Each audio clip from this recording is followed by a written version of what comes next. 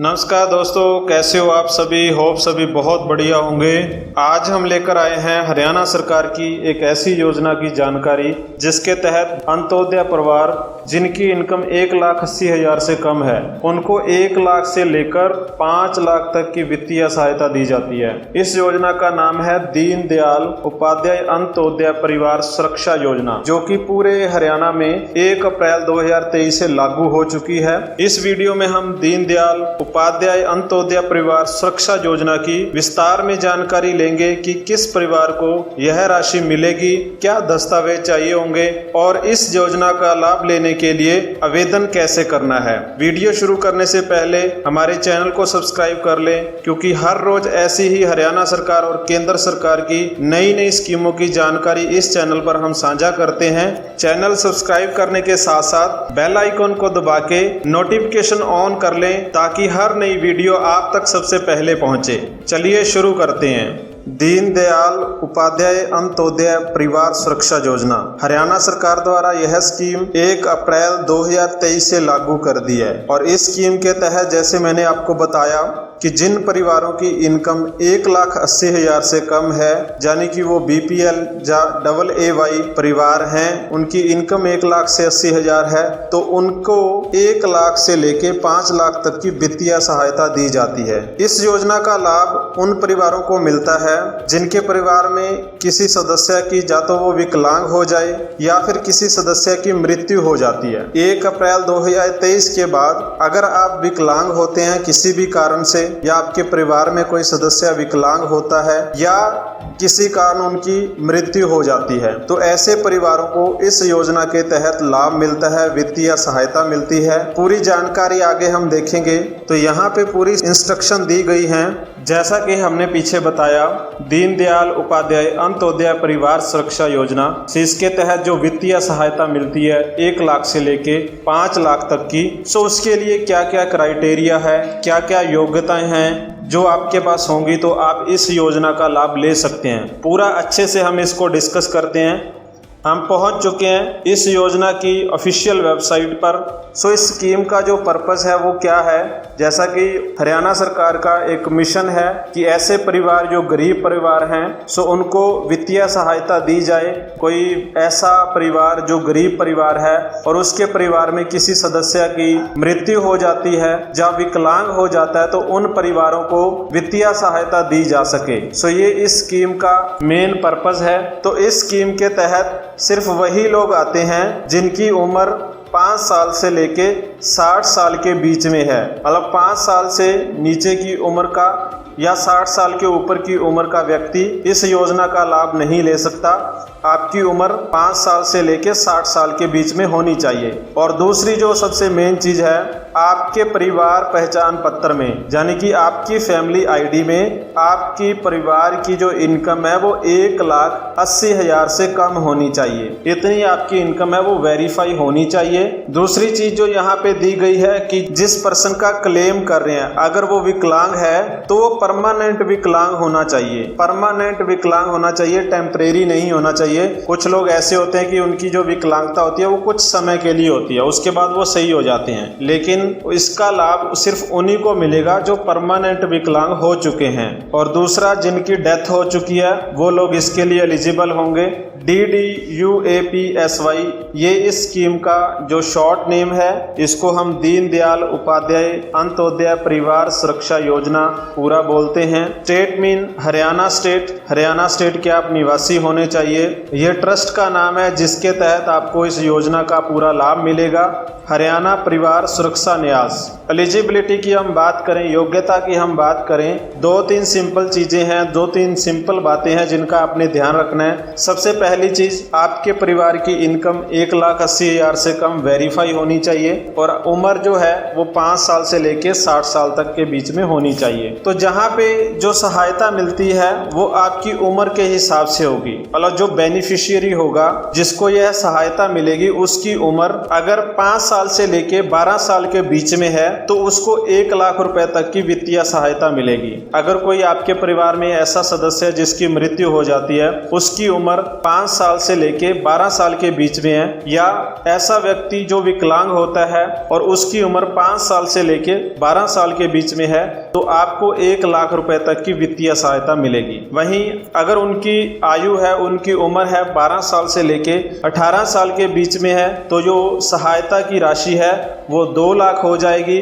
ऐसे ही अगर उनकी आयु 18 साल से लेके 25 साल के बीच में है तो 3 लाख तक की राशि मिलेगी। और जो सबसे ज़्यादा 25 साल से लेके 40 साल तक के बीच में जिनकी उम्र है, उनको 5 लाख तक की जो वित्तीय सहायता है वो मिलेगी। और अगर आपकी उम्र 40 साल से लेके 60 साल के बीच में है तो आपको 2 लाख रुपए तक की जो वित्तीय सहायता है वो मिलेगी। तो इस तरीके से उम्र के हिसाब से ही आपको जो वित्तीय सहायता मिलेगी। तो होप आपको ये चीज़ अच्छे से समझ आ गई होगी, और यही चीज़ यहाँ पे नीचे भी बताई गई है। सारी चीज़ों को दोबारा से डिस्कस किया गया है पूरा अच्छे से। यहाँ पे नीचे ग्राफ में भी यही सेम चीज़ अच्छे से दिखाई गई है। तो अगर आपने इस योजना के बारे में और अच्छे से जानकारी लेनी है तो जो अधिकारी हैं उनके साथ आप कांटेक्ट कर सकते हैं। यहाँ पे उनके जो ऑफिशियल नंबर हैं, ऑफिस का नंबर दिया गया है, उनकी मेल आईडी दी गई है, तो आप कॉल करके या मेल करके भी इसकी और अच्छे से डिटेल में जानकारी ले सकते हैं। यहाँ पे इनके हेड ऑफिस का भी एड्रेस दिया गया है। आप वहाँ पहुँच के, पंचकुला में हेड ऑफिस है, वहाँ पे पहुँच के इस स्कीम की और अच्छे से पूरी जानकारी ले सकते हैं। तो ये थी पूरी जानकारी इस योजना की। अब हम देखेंगे कि आप इसके लिए जो अपना फॉर्म है वो कैसे भरेंगे, इसके लिए जो आवेदन है वो कैसे किया जाएगा। जो आवेदन है वो आपका ऑनलाइन होगा। दीनदयाल उपाध्याय अंत्योदय परिवार सुरक्षा योजना की ऑफिशियल वेबसाइट पर आपने जाना है, जिसका लिंक मैंने डिस्क्रिप्शन में डाल दिया है। जैसे ही आप लिंक पर क्लिक करेंगे तो ऑफिशियल वेबसाइट पर आप आ जाएंगे। यहाँ पे ऊपर आप देखेंगे मेन्यू दिया हुआ है। तो अप्लाई करने के लिए आपने अप्लाई स्कीम पर क्लिक करना है। अप्लाई स्कीम पर क्लिक करते ही आपके सामने फॉर्म ओपन हो जाएगा। सबसे पहला ऑप्शन ही आएगा फैमिली आईडी डालने का। तो आपने यहाँ पे अपनी फैमिली आईडी डालनी है, जो भी आपका फैमिली आईडी नंबर है वो डालना है। फैमिली आईडी डालने के बाद आपने गेट ओटीपी इस पे क्लिक करना है। तो आपका जो रजिस्टर्ड नंबर है उसके ऊपर ओटीपी चला जाएगा, तो वो ओटीपी आपने लेना है और यहाँ पे अपना जो ओटीपी है वो एंटर करके सबमिट ओटीपी पे क्लिक कर देना है। जैसे ही आप क्लिक करेंगे उसके बाद आपके सामने आपकी फैमिली आईडी में जितने भी मेंबर हैं उनकी पूरी की पूरी डिटेल, उनके नाम, father name, date of birth, वो सारे यहाँ पे आ जाएंगे। तो अब आपने यहाँ पे उस पर्सन को सिलेक्ट करना है जिसके लिए आप ये वित्तीय सहायता लेना चाहते हैं। मतलब अगर आपके परिवार में कोई ऐसा सदस्य जो विकलांग हो चुका है उसको यहाँ पे सिलेक्ट करना है, या जिसकी मृत्यु हो चुकी है उसको सेलेक्ट करना है। तो हम यहाँ पे सेलेक्ट करेंगे। लास्ट में सिलेक्ट का ऑप्शन है। सेलेक्ट पर क्लिक करने के बाद आपके पास यहाँ पे ऑटोमेटिकली 2 ऑप्शन खुल जाते हैं। एक पर लिखा होगा डेड और साथ में लिखा हुआ डिसेबिलिटी। तो मतलब आपने यहाँ पे सेलेक्ट करना है कि ये पर्सन, इसकी डेथ हो चुकी है या ये विकलांग हो चुका है, तो उसी के तहत आगे फार्म ओपन होगा। तो हम यहाँ पे ये फार्म है वो एक विकलांग का भर रहे हैं, तो यहाँ पे हम डिसेबिलिटी पे क्लिक करेंगे। जैसे ही आप डिसेबिलिटी पे क्लिक करेंगे तो उस पर्सन की डिटेल ओपन हो जाएगी। उसका जो नाम है, फादर नेम है, उसकी एज है, वो यहाँ पे आ जाएगी। अब यहाँ पे हमने सिलेक्ट करना है सिलेक्ट दिव्यांग टाइप, कि उसकी जो डिसेबिलिटी है वो किस टाइप की है। तो यहाँ पे सारे ऑप्शन दिए गए हैं। तो जैसे ये पर्सन है तो ये ऑर्थोपेडिक है, तो यहाँ पे नीचे बिल्कुल लिखा हुआ है ऑर्थोपेडिक ऑप्शन दिया हुआ है, यहाँ पे हमने क्लिक करना है। ऑर्थोपेडिक पर क्लिक करने के बाद आगे जो ऑप्शन दिया हुआ है टाइप ऑफ डिसेबिलिटी, यहाँ पे पूछा गया कि वो पर्सन है वो टेम्परेरी विकलांग हुआ है या परमानेंट हुआ है। तो आपने परमानेंट करना है, क्योंकि जो स्कीम का लाभ है वो परमानेंट डिसेबिलिटी यानी कि परमानेंट जो विकलांग हो चुका है उसके लिए इसका लाभ मिलेगा। तो परमानेंट आपने क्लिक करना है। उसके बाद यहाँ पे लिखा हुआ है is certificate issued in Haryana, क्या हरियाणा सर्टिफिकेट जारी किया गया है, तो आपने यहाँ पे क्लिक कर देना है, यस पे क्लिक करना है। उसके बाद आपसे आपका डिस्ट्रिक्ट पूछा जाएगा, तो आपने अपना डिस्ट्रिक्ट सेलेक्ट कर लेना है। फिर आपका ब्लॉक, आपका जो सिटी है, तहसील है, वो आपने डालना है। उसके बाद आपके गाँव के नाम यहाँ पे आ जाएंगे। तो आप जिस भी गाँव से हैं वो आपने अपने गांव का नाम है वो सिलेक्ट कर लेना है। उसके बाद नीचे यहाँ पे आपका जो सर्टिफिकेट है उसकी डिटेल आपने डालनी है। इशू अथॉरिटी जारी करने वाले प्राधिकारी, मतलब आपका जो सर्टिफिकेट है वो किनके द्वारा इशू किया गया है वहां पे यहाँ डालना है। आपके सर्टिफिकेट के बिल्कुल नीचे लिखा होता है कि यह सर्टिफिकेट किन के थ्रू इशू किया गया है। सर्टिफिकेट नंबर, जो आपका सर्टिफिकेट नंबर है वो भी आपके सर्टिफिकेट पे लिखा होता है, वो यहाँ पे आपने डालना है। डेट ऑफ इशू सर्टिफिकेट, आपका जो प्रमाण पत्र है वो कब इशू किया गया था उसकी इशू डेट यहाँ पे डालनी है। सर्टिफिकेट वैलिड टिल, वैसे तो जो विकलांग है जब वो परमानेंट हो गया तो जब तक वो जिंदा है तब तक वो जो सर्टिफिकेट होता है उसका वैलिड रहेगा, या जब तक वो विकलांग रहेगा तब तक वैलिड रहता है। तो अभी तक तो मैंने कहीं पे ये देखा नहीं है कि किसी सर्टिफिकेट के ऊपर वैलिड डेट लिखी होती है। तो आपने यहाँ पे कुछ भी सिलेक्ट कर लेना है। अगर उम्र बहुत कम है विकलांग की तो आप उसको 50-60 साल आगे जाके कोई भी एक डेट सिलेक्ट कर लें। फॉर्म भरने के लिए आपको डेट यहाँ पे सिलेक्ट करनी पड़ेगी। अगर आप खाली छोड़ेंगे कॉलम तो फॉर्म नहीं भरा जाएगा। तो कोई भी एक डेट आप 50-60 साल आगे जाके आप इसको सिलेक्ट कर लें। उसके बाद नीचे आपने डॉक्यूमेंट अपलोड करना है। अपलोड डिसेबिलिटी डॉक्यूमेंट, विकलांगता का दस्तावेज, जो आपका सर्टिफिकेट है, मेडिकल सर्टिफिकेट है, वो यहाँ पे आपने अपलोड कर देना है। PDF, JPG कोई भी एक फाइल हो और उसका जो साइज होना चाहिए वो 200 KB से कम होना चाहिए। अपलोड करने के बाद बिल्कुल आपने नीचे अप्लाई स्कीम के ऊपर क्लिक करना है और इतना करते ही आपका जो फॉर्म है वो सबमिट हो जाएगा। तो आपके पास यहाँ पे ऊपर लिखा आ गया your request has been taken, your request number is ये। तो आपका रजिस्ट्रेशन नंबर यहाँ पे आ गया है और नीचे